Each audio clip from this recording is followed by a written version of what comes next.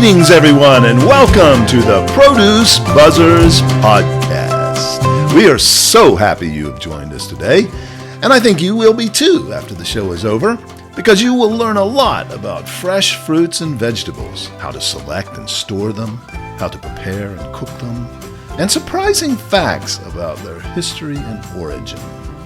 We hope it inspires you to eat more fresh fruits and vegetables, not only for your health, but also for your delight and pleasure as you explore their amazing world of taste and delicious flavors.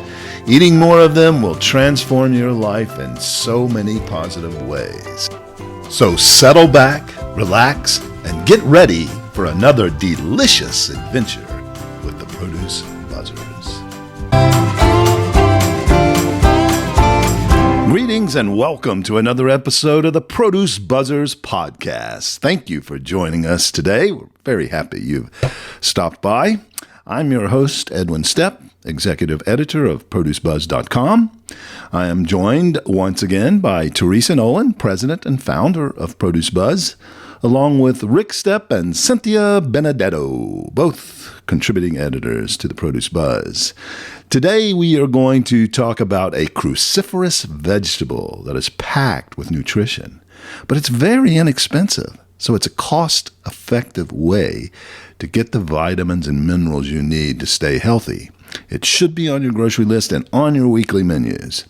And after that, we're going to talk about very special nuts. No, not us Produce Buzzers, even though we're nuts, and I think special.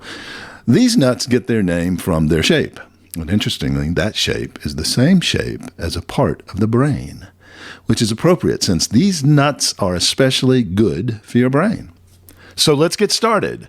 Rick is going to lead it off today to tell us about our featured cruciferous veggie. Rick, take it away. Today we're going to talk about cabbage with St. Patrick's Day coming up. I thought I would go to the part about cabbage in relation to St. Patrick's Day first, and then we can talk about cabbage in general. Why is cabbage associated with St. Patrick's Day, Rick? Well, the Irish grew cabbage in addition to the potatoes. During the Irish potato famine, they were able to survive off of cabbage. Oh, right. And they were taxed on their crops in those days. So another reason they grew cabbage was because it's something they could eat without being taxed as much.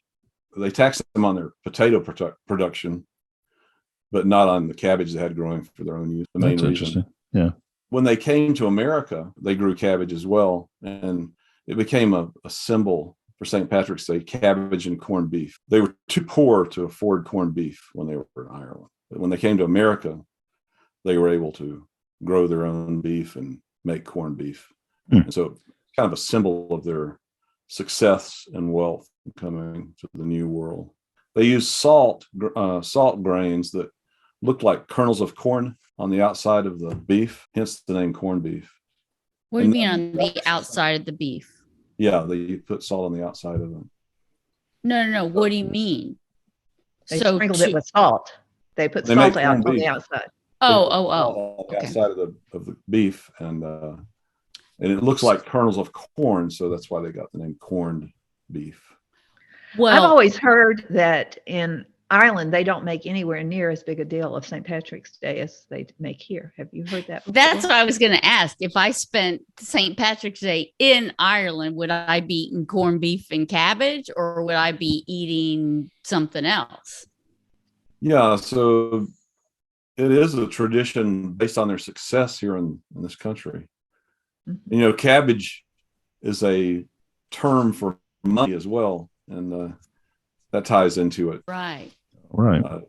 There's several meanings of the word cabbage. One of them is cash, and another one can mean that you're stupid.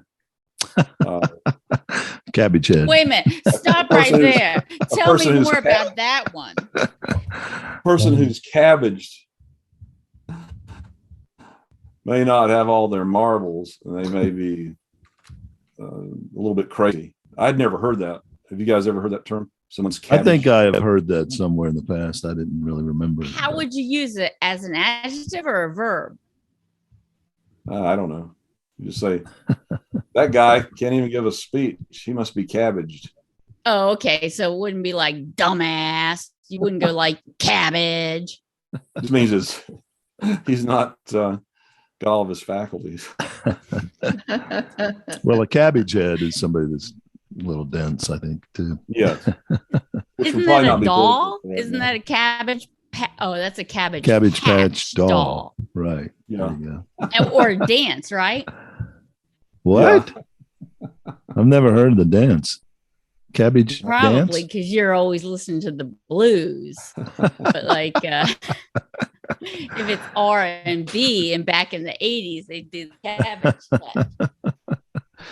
That was a We real have you St. remember- Patrick's Day coming up, and a lot of people will be buying it. It's the more cabbages sold for St. Patrick's Day than any other time of the year, because a lot of people don't eat it that often. Yeah. It's probably the most misunderstood vegetable of all, Why? because it's so good for you and it's so inexpensive, and really people don't eat a lot of cabbage in this country. Why is it so good for you? So like it's interesting because I've seen a lot of new recipes on my Instagram, and they use a lot of cabbage. Why is it so good? I thought it was kind of like the iceberg lettuce situation. Oh no, it's a cruciferous vegetable like broccoli or cauliflower. Much more nutritious than lettuce. Is it better cooked saying a than whole much. raw, or does it matter? Because it has vitamin C in it. A lot of vitamin C, doesn't it? Yeah, That can I think be that destroyed. probably using it raw is probably more nutritious. So, for example, if you like coleslaw, as long as you make the coleslaw without putting a lot of seed oils and things like that are bad for you, if you made it, if you had a way of making coleslaw, like, for example, I've made it with mustard before, but most people would not like coleslaw made with mustard. I make mine that way too. Vinegar and mustard.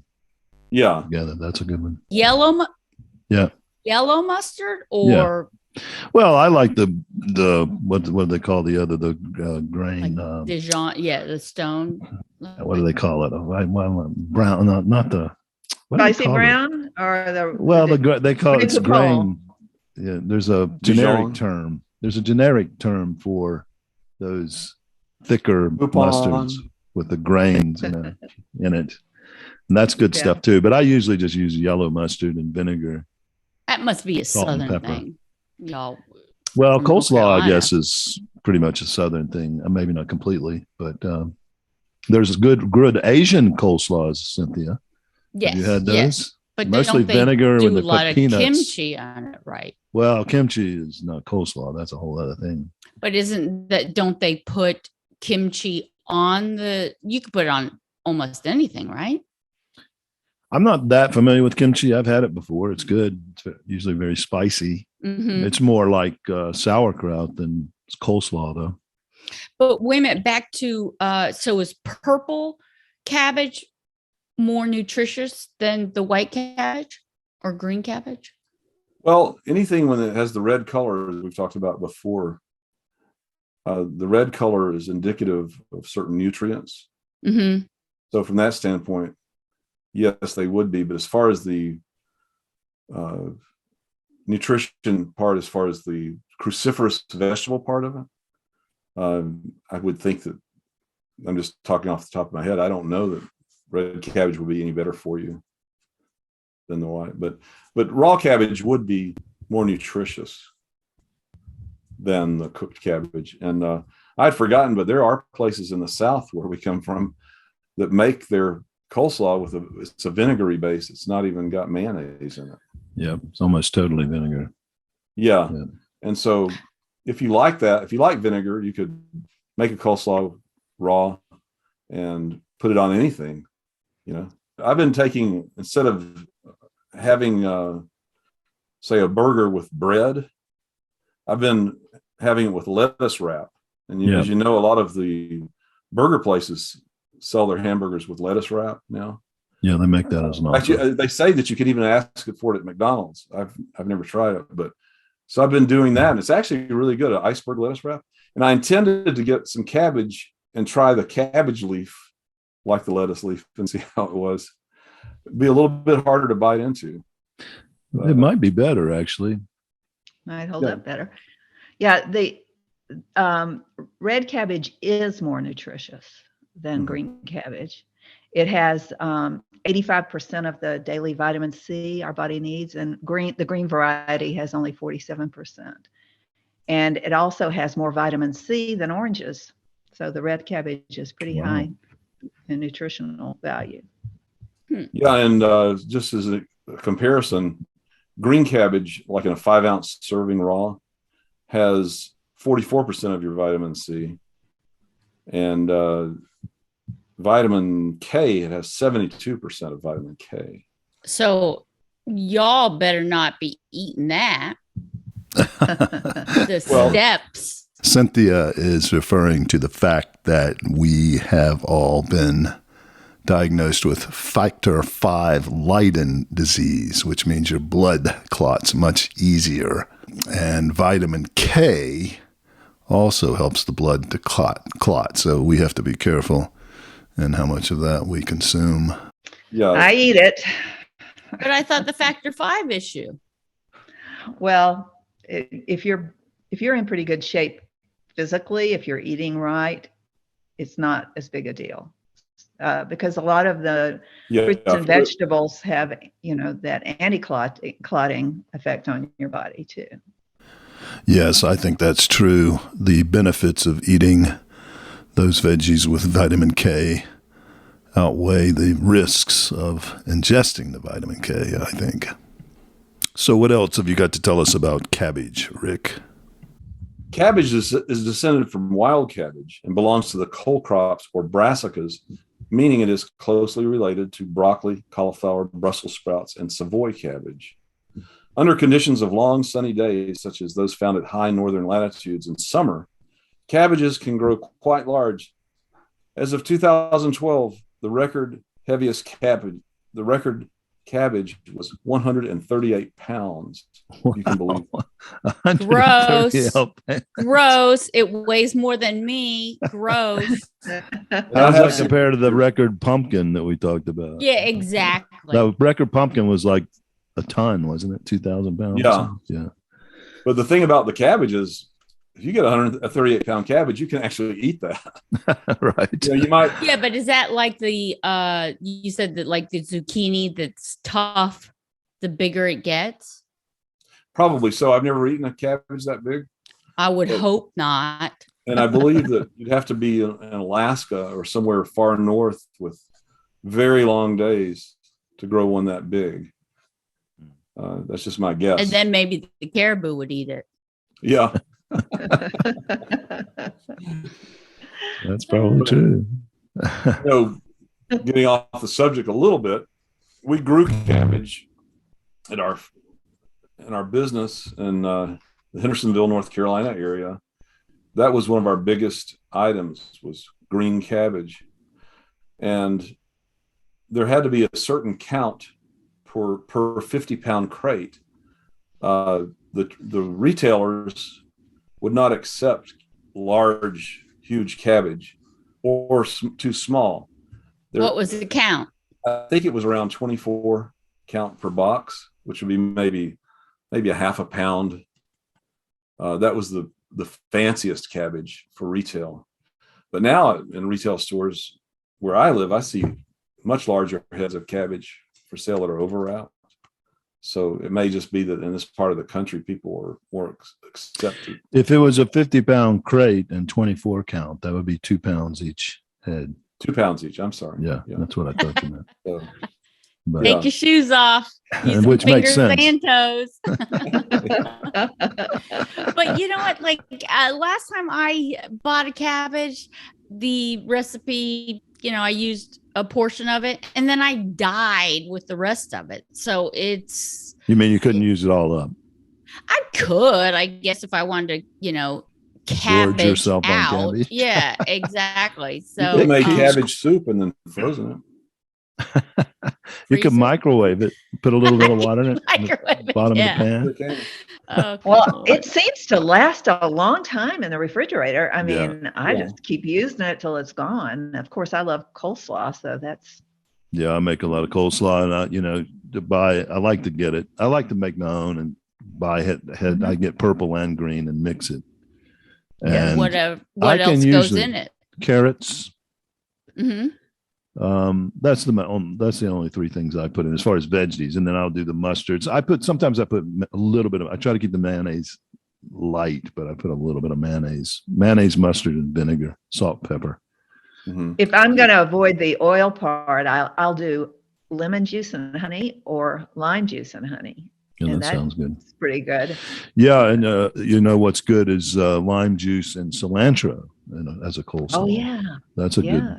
good flavor. Mhm. This Another- is conversation not adjacent, but I have been on the worst kick, in a good way, worst kick in terms of every day. The baby kale and basil, salt, pepper, lemon, and olive oil. Oh my goodness. That does sound good. We'll eat a whole 12, 16 ounce package of the baby kale. And it is just so yummy. And you put your own basil in it. You buy basil and put it in, or does that come in that package? Of course, I buy my own basil. Well, I Now, was what are you wondering saying? if it Like it's came a in the mix. ready-made? Yeah, I thought you said you're buying a bag, so I'm assuming that you. No, some I sort buy of the lettuce mix. clamshell. I don't buy those. I don't like those ready mix. The ready, just rip it open and you Yeah, have a salad. I'm not a I big don't fan like. of that either. Yeah, so I buy the raw. Yeah. Well, another thing, you can put grated cabbage or shredded cabbage in your salad. It's delicious. I do that Yeah. too. Yeah. Yeah. Right. Really You know, should we do that were- more often. We were talking in one past episode about iceberg lettuce not being very nutritious, but it gives that crunch. Well, I've been putting the cabbage in as a replacement for the iceberg lettuce, and that's very good. It's actually better than the iceberg lettuce, I think. So, And if you use the red cabbage, it's really colorful. yeah. Cabbage was most likely domesticated somewhere in Europe before 1000 BC, although Savoys were not developed until the 16th century AD. By the Middle Ages, cabbage had become a prominent part of European cuisine. They can be prepared many ways for eating. They can be pickled, fermented for dishes such as sauerkraut, steamed, stewed, roasted, sautéed, braised, or eaten raw. So very versatile vegetable there. And as we Grilled? talked about, Can you grill it? yes, you can. I've never tried that, but I guess it would be Yeah, good. use Like a be like cabbage. roasting it. You can even use the cabbage leaves for taco shells All right. instead Oh. of, yeah. Yeah. And of course, there's a lot of dishes with cabbage, like cabbage rolls, right? So you take the leaves Yeah. and you roll some kind of stuff inside them. Yeah. I've seen a lot of recipes for that lately, variations on the cabbage roll. Sure. And if you ferment cabbage properly to make sauerkraut, it's actually very good for you. It has a lot of probiotics. Unfortunately, I think the canned sauerkraut does not have the probiotics the same because it's been pasteurized. Yeah. But there is a technique for actually making your own sauerkraut that has the probiotics that your body needs. Yeah, I've got a friend who's really into fermented foods of all kinds. Cabbage is kind of where it started, but he ferments all kinds of foods. I mean, just about everything to get that probiotic. Yeah. Makes his own kombucha as well. Yeah. Same Okay. process. Sure.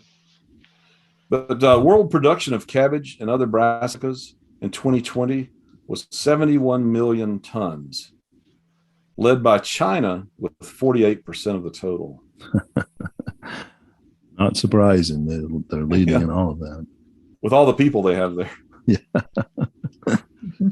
The original family name of brassicas was cruciferous, which derived from the flower petal pattern thought by medieval Europeans to resemble a crucifix. The word brassica derives from bressic, a Celtic word for cabbage. And through the centuries, the word cabbage has been used as a slang for numerous items, occupations, and activities. Cash and tobacco have both been described by the slang cabbage, while cabbage head means a fool or stupid person, and cabbaged means to be exhausted or in a vegetative state. Oh, okay. I've never heard that used in that way, but no, but earlier you were saying cabbaged meant kind of crazy. yeah, it actually means exhausted or in a vegetative state. Okay, that makes sense. No. You said like a fool. No, that's cabbage head. Cabbage head means a fool. Oh. But I wouldn't use that word nowadays. I think it might be politically incorrect. Why?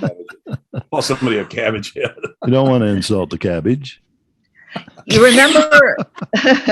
So that's what you go ahead. Do I know what? You remember the little character, the little cartoon character, Pepe Le Pew? He was always chasing. He was a skunk, and he was chasing the cat around all the time. And he would call her, "Oh, mon petit chouchou." That chou is cabbage in French, but that's an endearment actually, as opposed to being an insult, I guess. My little cabbage, yes. Yeah. Pepe Le Pew, who held women against their will, forced himself on her. But they weren't women; they were skunks. They were females. They were cats. They were cats. Exactly. They weren't even skunks. Well, Pepe was a skunk. Yes, he was But naughty. he was falling in love with the cat. He thought she was a skunk. Yeah. Right. And that is actually true in the animal kingdom. They do evil things to one another. Well, there's a difference between a circle of life and assault. Yeah. Well, do you think the skunk would know the difference? I would say yes. They know their own kind. The anthropomorphized Pepe was intelligent enough to know the difference. Okay. In real life, he would have eaten the cat. Or the cat eating him. Yeah, I don't know. Anyway, now we're really getting off the subject. Well, mon petit chouchou. That's how we got to Pepe. Where we went. My little cabbage. And I really liked that cartoon. I did too. Yeah. Cabbage cannot self-pollinate. They are cross-pollinated by insects. Also, if you let cabbage go to seed, they will cross-pollinate with other cabbage or other brassicas like broccoli, and it's not a good thing. So they can't grow other cabbage crops next to cabbage that is grown to seed. Interesting. So we're back to Pepe and the cat again. Yeah, cross-pollinating, but if they cross-pollinate with other brassicas, you don't get something that's good. Right. You're saying. Yeah. You get a Franken cabbage. So they're not. So once you off with their head, they're not a perennial and pop back up next year. No, but they will go to seed, and you could take those seeds and plant those for next year. So, some history of cabbage. It is believed that the ancient Egyptians did not cultivate cabbage. Did not. It is not native to the Nile Valley, which a lot of plants are native to that area. Yeah, they had just about everything. It seemed like. But I thought you said it had to be so cold if it was growing up in Alaska. No, it doesn't have to be cold. It has to be warm to grow cabbage. But the days are longer in Alaska than they are in Florida. That is during the summertime. So in climates like that, they can grow much larger plants. I misunderstood. But you can't grow them in the wintertime, obviously. In Florida, you can grow cabbage practically the year round. Most of our cabbage would come from Texas, California, and Florida during the wintertime. So it does have to have cooler nights. So that's why you can grow. That ain't happening in Florida. Yeah, during the winter, it's perfect. Like even all the way down to Homestead, Florida, they grow cabbage. And because it does cool off at night enough, And by cooling off means like it's getting, below 90. Yeah. Not like California that it really gets cool. Right. The Greeks and Romans claimed medicinal uses for their cabbage varieties that included relief from gout, headaches, and the symptoms of poisonous mushroom ingestion. So if you do decide to eat raw mushrooms, so instead of having like, the Narcan, you got to have like the lettuce next to you. Cabbage. For some people, Cynthia referenced doesn't agree with them. It induces vomiting, I suppose. Yeah, maybe that's what it is. No, I thought the lack of digestion would. No, I'm kidding. I'm joking. Oh. I knew what you meant, but when you when you ingest poison, usually they say induce vomiting, so it comes back out. So I was trying to make a joke. It obviously went flat. Oh, sorry. I was thinking Narcan, induced. like with a drug overdose, and you're like, boom. When you do a heroin overdose, they give you like the Narcan. So you're comparing mushrooms to heroin? No, you said to have when you poison yourself. So, and my conversation not adjacent was so if you were, instead of having the Narcan, you would have the cabbage. Sure. I knew what I was just teasing you. Oh boy. But I guess I don't do mushrooms or heroin, so it's all like, they said. Yeah.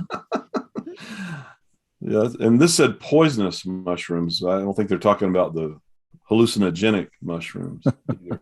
Right. I'm not sure. You probably have to have the Narcan for those. During the 16th century, German gardeners developed the Savoy cabbage. During the 17th and 18th centuries, cabbage was a food staple in such countries as Germany, England, Ireland, and Russia. I see a lot of Savoy cabbage used in landscaping. Mm-hmm. Oh, yeah, that's true. They're very beautiful plants, these ornamental cabbages. Are they edible, the ones that are really ornamental? I think they are. Ornamental cabbage and kale, also known as flowering cabbage and kale, are the same species as edible cabbage, broccoli, and cauliflower. While ornamental cabbage and kale are edible, they tend to have a bitter flavor and are often used in culinary settings as a garnish. Pickled cabbage was also frequently eaten back in around the 16th century. And it's probably primarily because it was a way to preserve it, right? So it didn't spoil. Right. And sauerkraut was used by Dutch, Scandinavian, and German sailors to prevent scurvy during long ship voyages. Lemons were good to fight scurvy, but now we've heard today that cabbage actually has more vitamin C than those things. So. Isn't that why they were called limeys? Yep. The British were called limeys. They didn't want to call them cabbage heads. Well, Edwin will remember because he spent some time in Germany, but we were together on a trip back in the 80s. We went through northern Germany and Denmark and Holland. And every place we stopped at what we would call a bed and breakfast. They were called Gasthauses.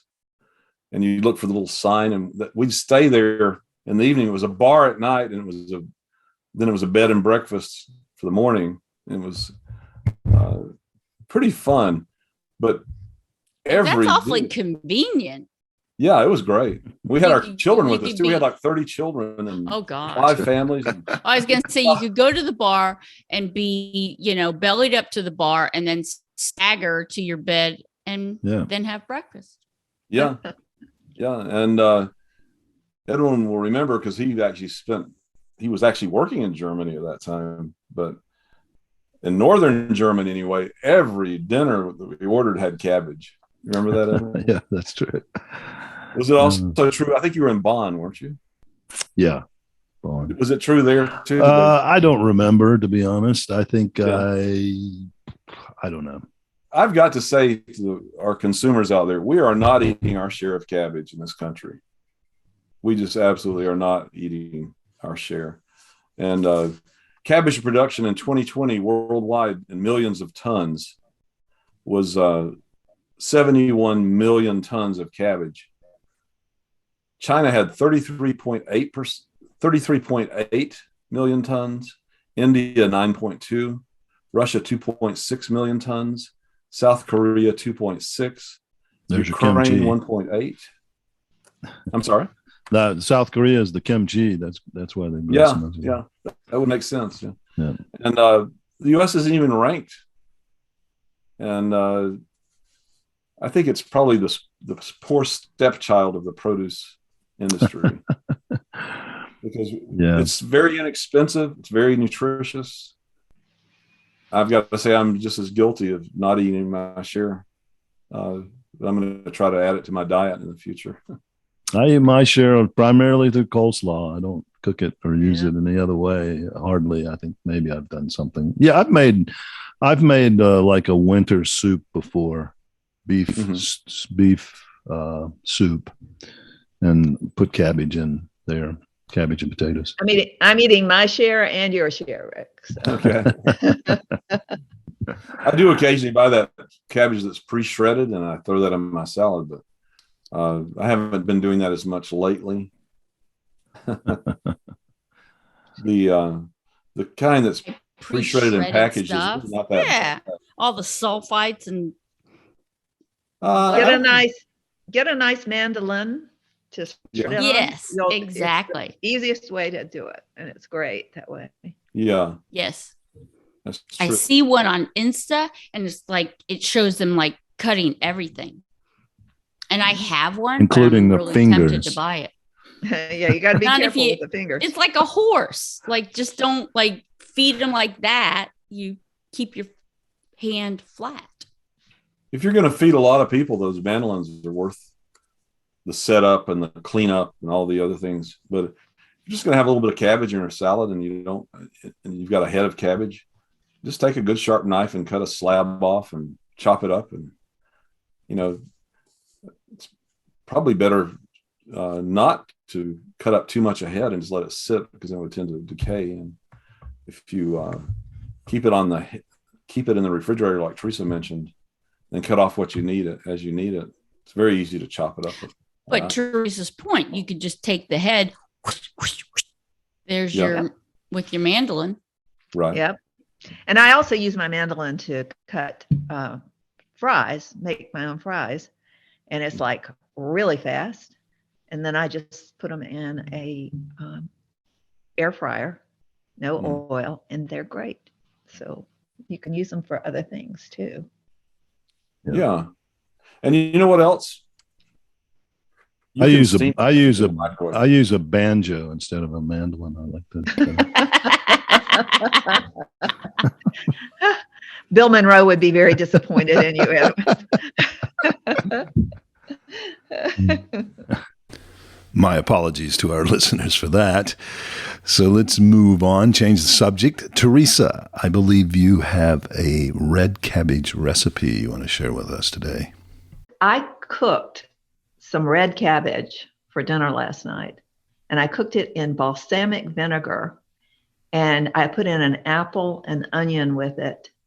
And that was the sweetest cabbage I have ever eaten in my life. Sounds delicious. And it reminded me, it was like I had been to a German restaurant where they served a red cabbage that was really sweet like that. And I always wondered what they did. And there are a lot of recipes online where they pour a lot of sugar into it.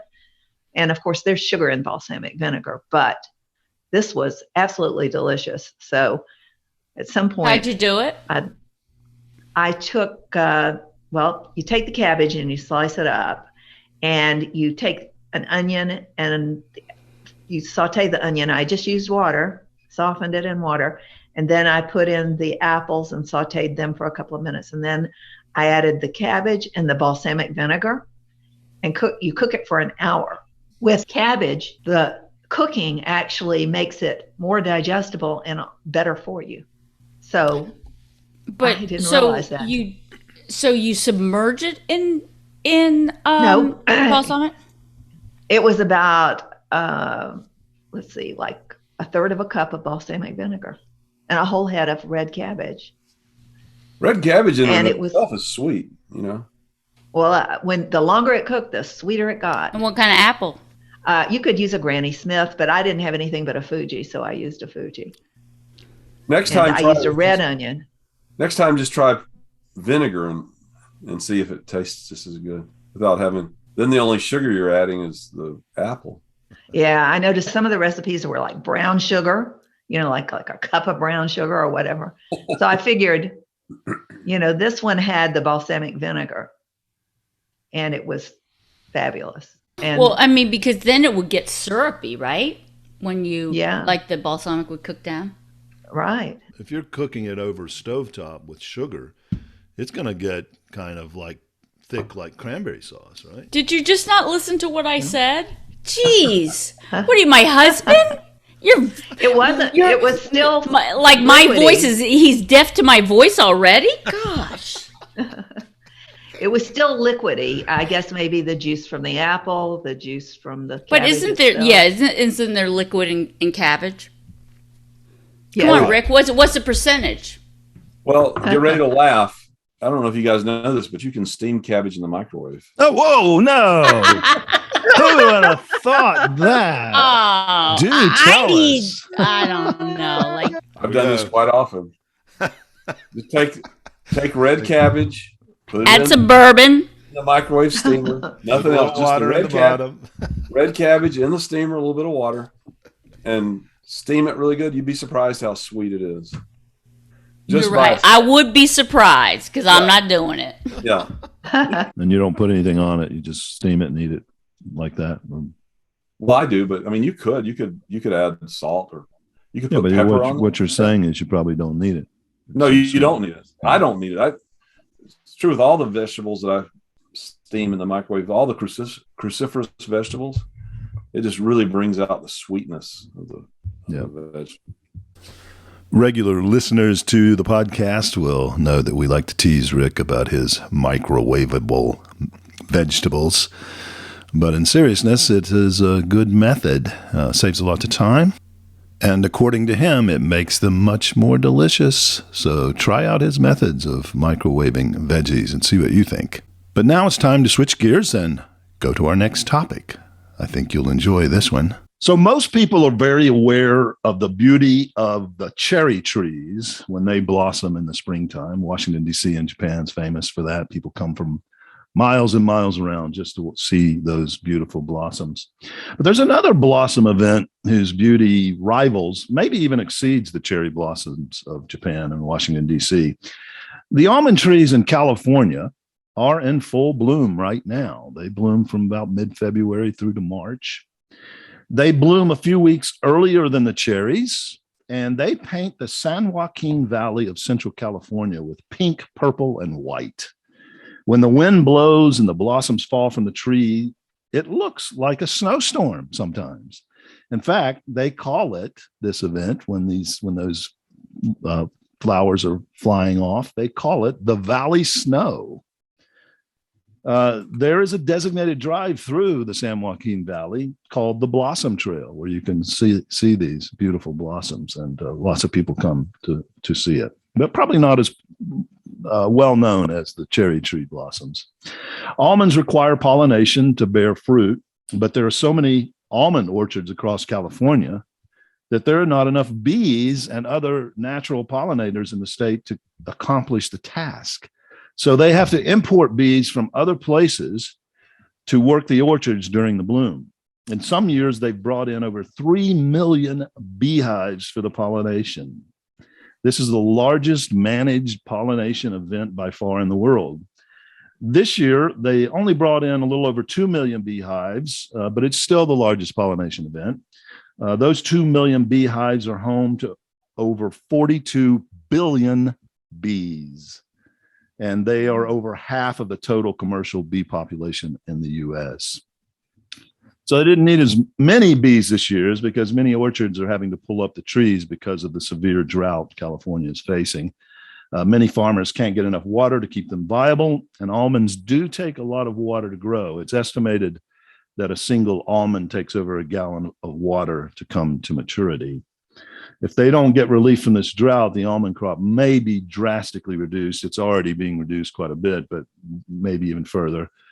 And of course, almonds are not the only fruit and veggie in danger from that California drought. Fortunately, this year they've had some good snows in the mountains above California, where most of the water for agriculture comes from in California.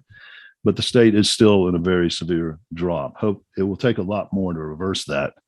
We can only hope. California is the world's largest producer of almonds, producing about 50% of the world's supply. No other place comes close in production, but Spain and Iran are second and third. Iran, though, is where almonds are thought to have been first domesticated over 5,000 years ago. Merchants and travelers spread them across the Mediterranean to North Africa and into Southern Europe. Almonds were found in King Tut's tomb, so he must have loved almonds, wanted to take some with him in the afterlife. The word almond comes from the old French almande or allemande, from Latin amandula, and that's derived from a Greek word, amygdala. You probably are familiar with that word. The amygdala is a region of the brain which is primarily responsible for our emotions. The almond is shaped very similar to the amygdala, so you can understand how that name came about. Teresa made the point in an earlier episode about walnuts having the shape of the brain and the fact that walnuts are apparently very good for our brains. I guess the same could be said about almonds. It's the shape of at least a part of our brain and the part of the brain that's responsible for our emotions. So maybe they strengthen our emotional health since it looks like the amygdala. No evidence of that I'm aware of, but I know that when I eat almonds, I have some very pleasant emotions. How about you guys? Maybe men should eat more almonds. To be more emotionally mature, emotionally intelligent. Yes, evolved. Yes. That's a good suggestion. There is some evidence that almonds are very good for brain health, maybe not specifically emotions. They contain both L-carnitine and riboflavin, two nutrients that are very important in maintaining brain health. This helps reduce inflammation that can lead to brain diseases like Alzheimer's and even Parkinson's. Almonds stimulate the production of acetylcholine. That is a neurotransmitter that's responsible for helping your neurons fire or communicate effectively. A deficiency in acetylcholine can lead to things like brain fog, in which thinking becomes unclear or confused. It can also lead to headaches and eventually cognitive decline and can turn into disease. Acetylcholine is also hugely responsible for an individual's memory. When studied after consuming almonds for an extended period, rats were shown to have greater memory recall. Now, I don't know what questions they were asking those rats to get the memory, but, so I guess they were remembering something, maybe telling stories from their childhood. But when neurons fire faster, it's easier for them to create or recall ideas and memories. So that's why this substance leads to better memory retentions.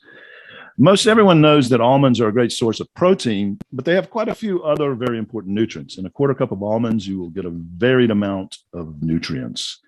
Uh, the website, The World's Healthiest Foods, rates almonds to be very good sources of biotin, 49% of your daily value, vitamin E, 40%, manganese, 27%, and copper, 26% of your daily need. Almonds actually have the highest amount of biotin pound for pound than any other raw food.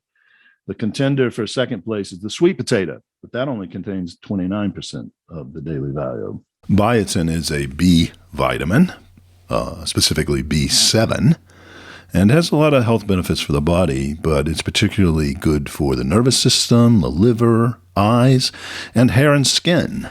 There is evidence that almonds also help the body absorb other nutrients from the other foods you're consuming. They are good for your gut and intestinal health. They help lower bad cholesterol and increase good cholesterol. And they've been shown to help regulate blood sugar. And they are very good for your skin and hair and bones and teeth. So if you're concerned about your beauty, eat some almonds. Data compiled over the last 20 years, it's been shown that people who eat almonds regularly have a 25% lower chance of developing gallstones. Certain nutrients in the almonds bind to bile acids in the gut, helping to maintain a healthy amount. So that's the scoop on almonds, not a scoop of almonds, but the scoop on almonds. What's your favorite use of almonds? There's a lot of different uses of them. Chocolate covered. Oh, that reminds me of a story. Can I tell a story about that? I bet I know the story. Do you know it? Go ahead. I had a friend who was a minister. And is this the story? Do you remember, Teresa? Go ahead. Well, he was a minister. So he went to visit one of his parishioners, I guess you would call her. She was an elderly woman. And she invited him in. She brought him some tea, and they sat down on the couch. And on the coffee table in front of him was a bowl of almonds.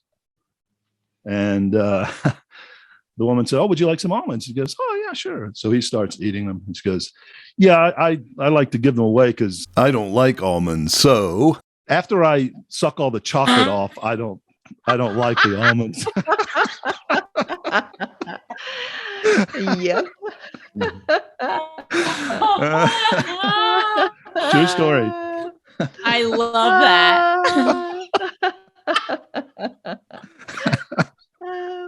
Yep, chocolate covered almonds are good. Yogurt covered too; those are pretty good. What else? I know Teresa likes almond milk, and she's got me converted to almond milk now. Yeah. Have you ever cooked with almond flour? Yes. I have used it. Yep. It's a great substitute. Yeah. It's very good for cookies, the lace cookies, because it spreads, if you will. And makes it very thin. Oh, yeah. Gina, Teresa mentioned making almond milk or having almond milk. I actually experimented with making my own. It's very easy to do. You can just take water and almonds in the blender and blend it up, and it's actually pretty flavorful. And you don't have to add all that sugar and stuff to it like they do. Marzipan is a delicious dessert. It's confection made with sugar, honey, and almond meal. In Europe, it's all over the place. You go into almost any shop that sells food, a supermarket, and then they have the confectionery stores, the candy shops, and you'll see marzipan and made into all kinds of shapes. And my favorite, they're beautiful. They are, and one of the most popular ways to shape them is into fruits and veggies. So they shape it in to look like a little banana or a little grape or a little strawberry, and they put the color in and everything. So it's one of my favorite desserts, marzipan. Fantastic. I want to tell Cynthia, you can also get your almonds through almond joy candy bars if you. Oh yeah. How about a cabbage almond milk? How would that taste? Not good. Cream of cabbage soup. No, I don't know. Is that such a thing? It's cream of celery. You could do cream of cabbage. Oh yeah, you can do cream of cabbage. Yeah, right. Except cabbage doesn't have cream, but you can add cream to it. No, well, celery doesn't either. Maybe you could use almond cream. Is that such a thing? Almond cream? You know what? If, like I was saying, you make your own almond milk, you could make it thick enough so it would be like a cream. Yeah. Just you could do it if you have a really high speed blender that can grind it up into almost a liquid, you actually could do that. Oh, very interesting. Make your own almond milk. Thanks, Rick, for that tip. Okay, enough about almonds for today. If you get a chance to go see their blossoms, if you're in Central California, it will be worth the drive. They are so beautiful. So, Produce Buzzers podcast fans, it's time for your favorite segment on the Produce Buzzers podcast. No, don't go away. Come back, sit back down. You have to suffer through another homegrown. Teresa, what's our homegrown for today? What is the worst part about being a vegan? Okay. What is the worst part about being a vegan? Every part? Exactly. No butter, milk. What's the worst one? The butter, the milk, the eggs, the T-bone steak? Because it will turn you into a cabbage head? Maybe. I don't know. Okay. The worst part about being a vegan is getting up at 4 a.m. to milk the almonds.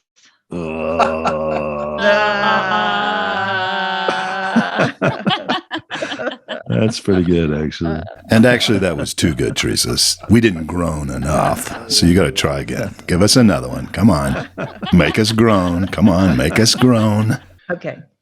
Everyone knows that Old King Cole was a merry old soul, but do you know about his mandate? Wait, Old King Cole was very merry old soul, but A merry old soul was he. Yeah, but do you know? But he had a mandate. He had a mandate. Yes. Is that like a man? No.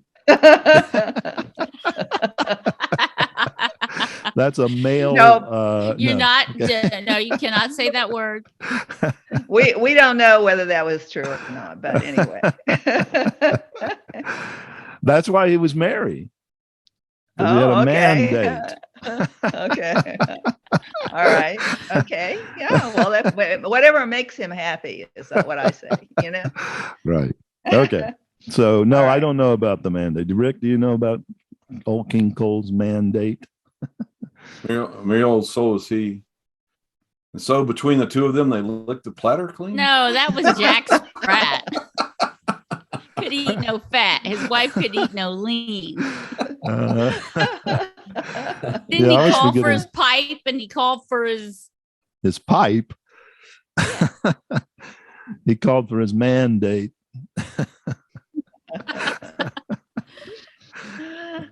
Something to do with coleslaw, but I can't think of.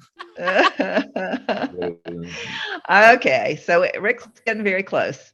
He had a mandate that all his subjects had to eat cabbage with mayonnaise, and it was called coleslaw. You're outdoing yourself, Teresa. Oh my! So how did that little thing do that rhyme go? Old King Cole was a merry old soul, and a merry old soul was he.